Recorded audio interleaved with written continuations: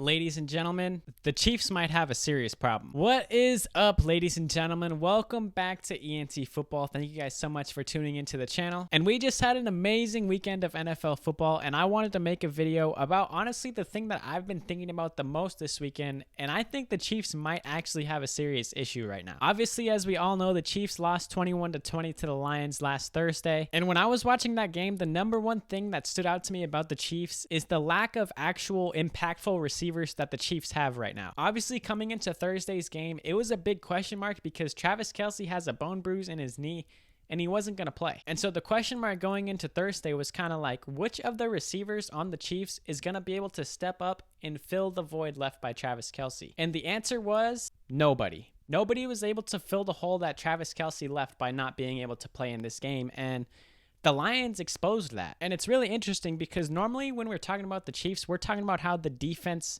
really lets them down a lot of the time. But this game was really just the opposite. Last season, the Lions were a top 5 offense in the league without really much debate. They had the 3rd most yards in the league on offense last year, and they scored the 5th most points. And most of that offense is returning this season. They still have the main key receivers. The running backs are a little bit different, but I honestly think that they upgraded at the running back position with the additions that they made with Jahmyr Gibbs and David Montgomery. And the Chiefs defense actually did very well against them. The Lions only scored 14 points on offense the whole game. Obviously, the Lions scored 21, but one of those touchdowns was from a Patrick Mahomes pick 6. So they only scored 14 points on offense. And going into that game, if you would have told me that the Chiefs would hold the Lions to only 14 points on offense the whole game, I would have told you the Chiefs would 100% be winning that game. And that's just not what happened. And so let me read off some numbers for you guys. Patrick Mahomes threw 38 passes. He completed 21 of those passes for 226 yards, 2 touchdowns, and 1 interception. It's a little bit of a lackluster day from Mahomes,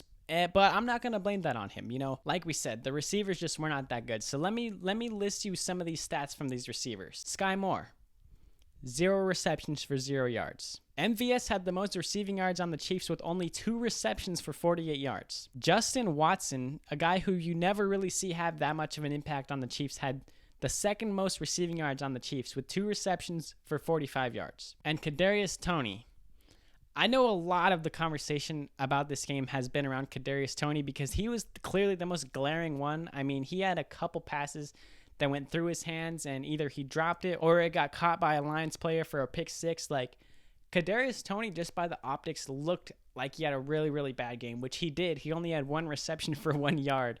And so this Chiefs receiving core was just really, really bad. No Chiefs receiver or tight end had more than 3 receptions. The leading receiver on the Chiefs in terms of receptions was Isaiah Pacheco with 4, and those are just checkdowns from out of the backfield. Oh, and another really, really crazy stat is, guess who the leading rusher on the Chiefs was on Thursday? Just take a guess.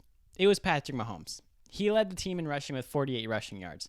Isaiah Pacheco had a really bad day. He had 8 carries for 23 yards. 23 yards out of your starting running back. He had an abysmal 2.9 yards per carry. And Clyde Edwards-Helaire was a little bit better in terms of efficiency, but he only had 6 carries for 22 yards. And the reason why I'm bringing this up is because Travis Kelce has a bone bruise. He's currently injured. Travis Kelce turns 34 years old in 3 weeks. Travis Kelce is not getting very young, ladies and gentlemen. Like, he's nearing towards the end of his career, and the Chiefs don't really have that many other impactful players, and none of them really showcase any type of potential in this game. We've been talking about, Sky Moore was a 2nd-round pick. He can maybe take a 2nd-year leap.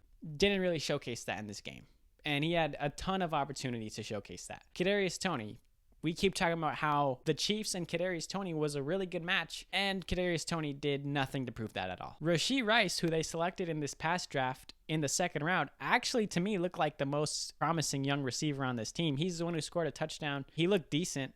For a 2nd round pick, but like, there's just not that many bright spots, at least that were showcased in this game. This could very well be a week 1 overreaction, but I don't know. I don't want to overreact because I'm normally not the person to overreact.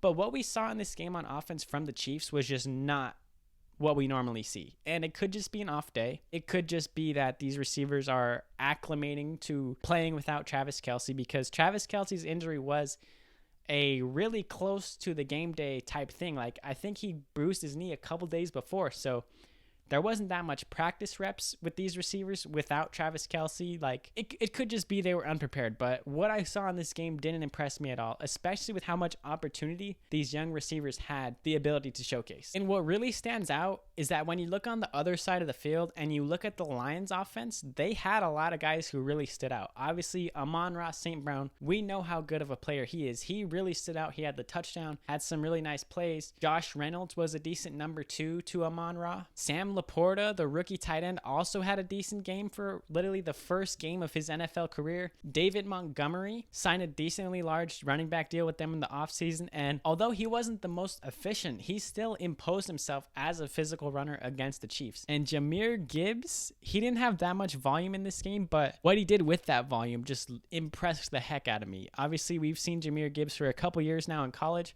and he was a first-round pick this season, but what he did, just how explosive he looked, how quick he was able to cut, how he was making defenders miss. He was a great change of pace, and I think Detroit, with their 1-2 punch of Montgomery and Gibbs, I think that's going to be really good.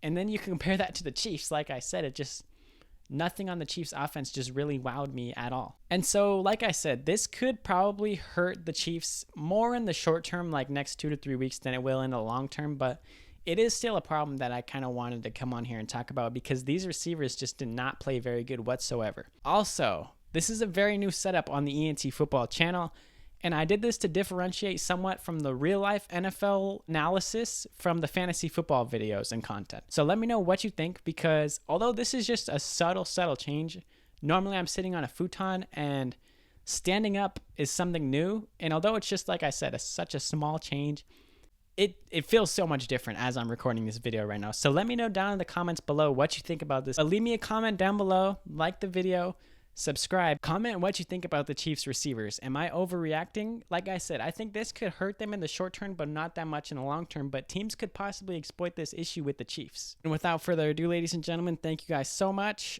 I'm out of here.